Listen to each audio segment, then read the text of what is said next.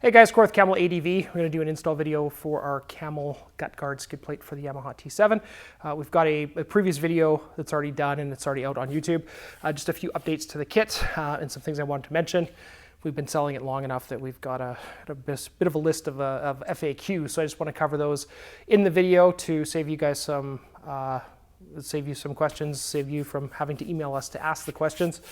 Our install is quite straightforward. The skid plate is 3/16 aluminum, powder coated, hand TIG welded in-house. We've got this UHMW slip liner here that protects the linkage and the center of the skid plate.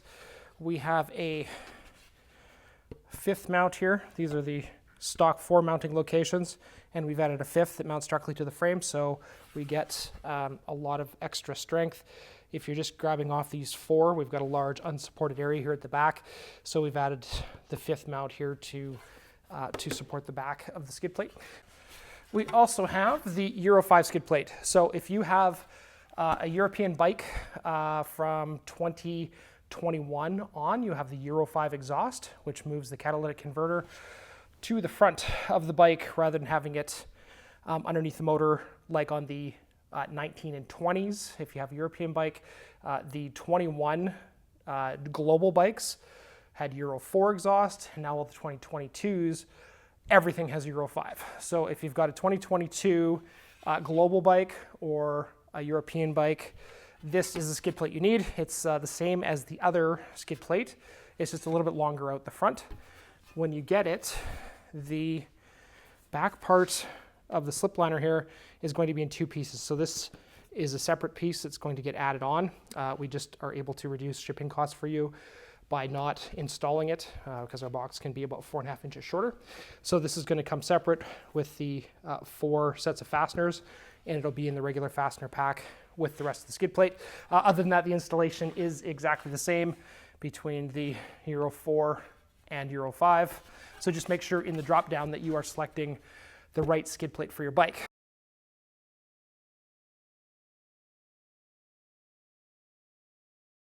The way most bikes are being built now, or a lot of bikes other than dirt bikes, is the motor is a stressed member. And what that means is it's actually part of the frame. These may look like they're lower frame rails. They absolutely are not. So on older bikes and still on dirt bikes, there are frame engine cradles, and these would be an integral part of the frame. That's not the case on most new bikes.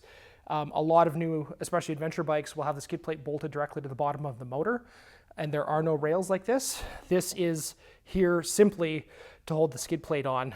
These guys are pretty flimsy. There's not a lot of strength between them. There's nothing other than the skid plate that holds them together. They can move back and forth like that. They're fairly long. If you take the skid plate off and grab one of these, you can see how much it moves. There's no structural rigidity here until you bolt a skid plate on.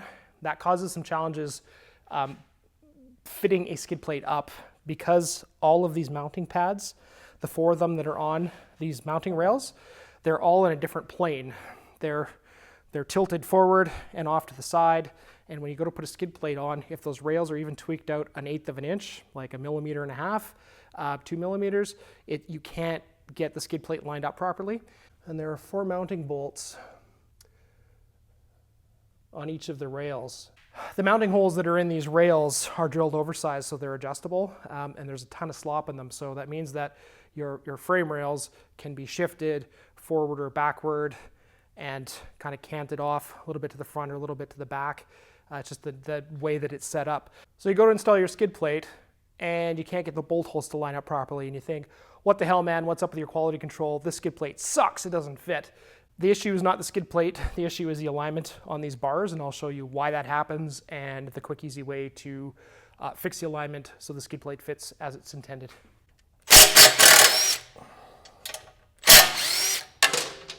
And you can see how much bigger the holes are from the bolt. And that is a really easy way to allow some adjustment on these frame rails without getting too complicated, simply over drilling the holes. And we've got the same situation up here with these 2. So because these are oversized and those are oversized, this guy can be tweaked up, back and forth in all kinds of directions. Like I said, a minor amount of misalignment in these will cause you no end of grief trying to get your skid plate installed. You might be thinking, I call bullshit. If the factory skid plate fits, with these things being loose and out of adjustment, why can't you make your skid plate fit with all these different things? The answer is, this is tin and it will conform to whatever you need it to be.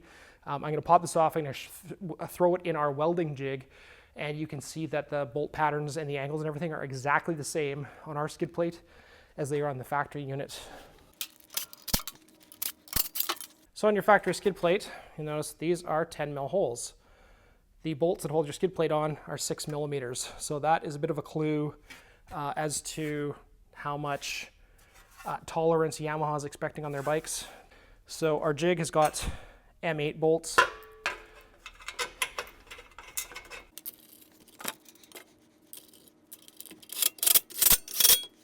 So this is the jig that all of our skid plates get welded on. They're fully welded on this jig. It's not a matter of tacking it in the jig and then welding it and having it warp.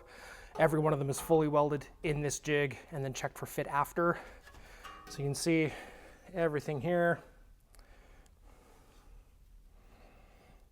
lines up.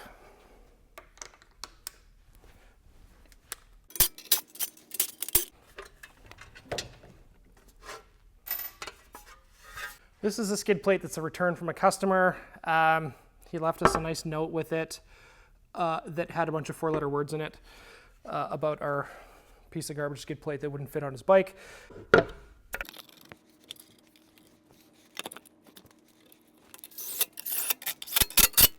It goes back in the jig the same as the factory skid plate that we just took off of here. It's super frustrating. We have this nice note here on our paperwork when it got returned, and immediately behind that paperwork is a note saying if you have a hard time installing your skid plate, please read this, and it explains exactly what I'm doing in the video here.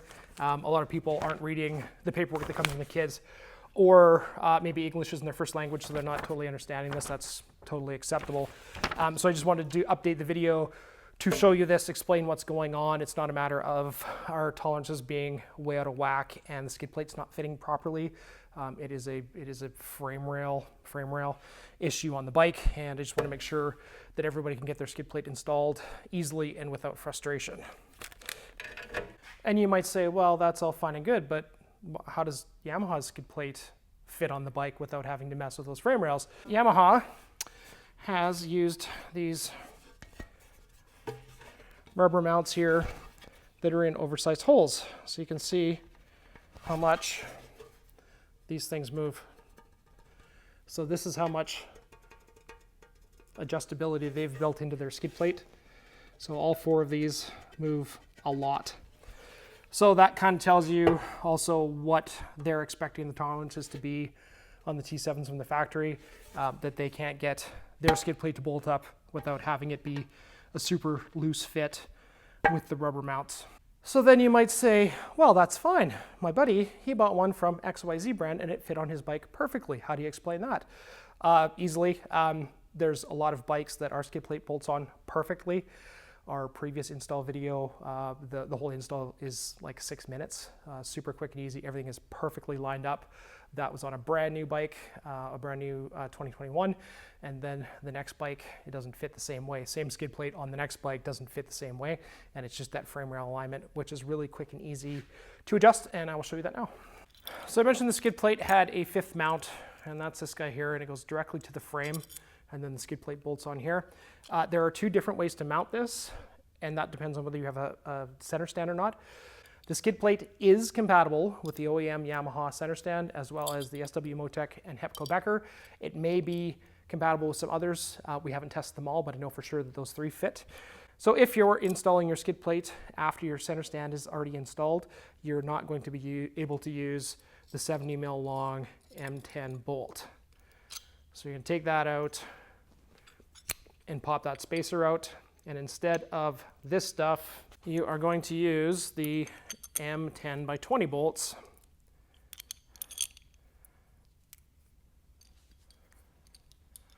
Like so. So there's a pocket on your frame that comes down, so this is going to slide up into it, and then you're going to put nylox, the flats and the nylox on here. And I will warn you now, it can be a real challenge to get the wrenches in here to tighten this up fully once you get the rest of the skid plate installed. It is doable. It is just going to take a little bit of work to make that happen. I don't have a center stand on this bike, so we're not using this method. So we're back to the regular bracket with the spacer, the N10x70 bolt, flat washer, and nylock. So underneath your bike, there is a bracket here that's just behind the exhaust hanger and just ahead of the linkage. So you're going to take your bracket, and these guys can be a little bit tight. They do need to fit in here really snugly so they're not rattling around. So you might have to fight with that just a little bit to get it in. And then you're going to take the M10x70 bolt. So center stand brackets mount on the inside here, which is what makes this a real challenge to get on if you have your center stand already installed, which is why you're going to use the shorter bolts. So we're going to snug this up, but not all the way. It's easier to get at these bolts without the skid plate on. So we want to get them as tight as we can without being fully tightened. So it's just tight enough that it's not rattling around and it still can move back and forth. And now we're going to install the skid plate. So in your kit, there are 4 large flange M6 by 25 bolts. And there are 2 regular flange M6 by 16 bolts. These 2 are what hold the back of the skid plate into the mount that we just did. Set those aside, and then we've got our 4 here. I recommend medium strength Loctite on basically everything on your bike. A few exceptions apply, but just a dab or 2. With these bikes being off-road oriented, just down washboard and on rough roads, things can rattle off pretty easily. So we're going to take one of the front bolts here, and we're just going to get it started.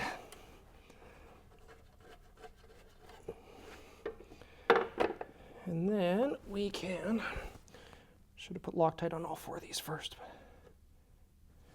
Then we're going to come to the back and get one of these bolts started. Now this is a change actually from the original skid plate. We did not have recessed pockets for these, so the heads were hanging down and they were getting snapped off. So now we've got a nice pocket in here, so these bolts end up being flush once they're tight. So you can do this by hand or electric impact, just don't overdo it. We're going to tighten these till they bottom out, and then we're going to back them off a hair. So we've got the tight, and then back a hair. It's probably easier to use a ratchet on these. And we're going to go around to the other side, do the same thing. So keep in mind, this is a skid plate that was returned with a nasty message because he couldn't fit it on his bike. It fits in our jig perfectly. It fits on this bike perfectly. And like I said, it comes down to these frame rail adjustments here, and I'll show you how to do that. If you're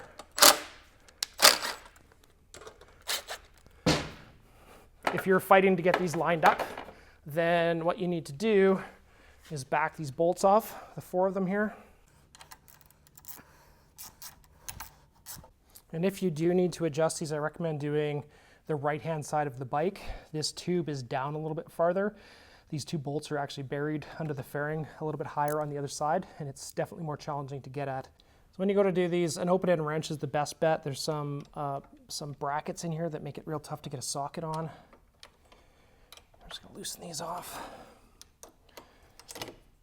So those are all loose. If you look at the gap in here, you can see how much movement there is, and then same thing at the bottom. So you can imagine you're trying to put your skid plate on, and these are driven all the way back or all the way forward. Maybe they need to be, maybe they're just opposite of what you need to get them on, but just loosen them off, and then we can install your skid plate.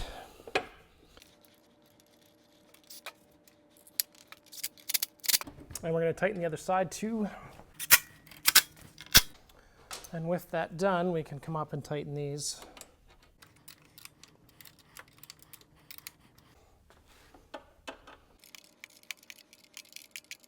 And if you're fighting with these to get them aligned, you may want to loosen these 2 bolts off a hair to get everything to come into alignment.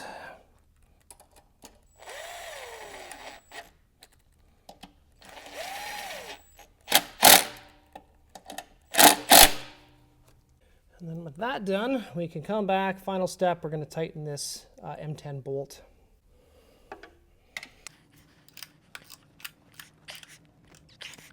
And you want that one good and tight. That wraps up our install video for the Camel ADV Gut Guard on the Yamaha T7. If your frame rails are aligned and you can get it first shot without having to adjust them, you can literally do this install in less than 10 minutes. If you need to adjust the alignments, you're probably going to add 10 minutes to that. If you have a center stand, a little bit longer, half hour maybe, 40 minutes should get it done. If you have any questions, info@camel-adv.com. Thanks for watching. Ho ho!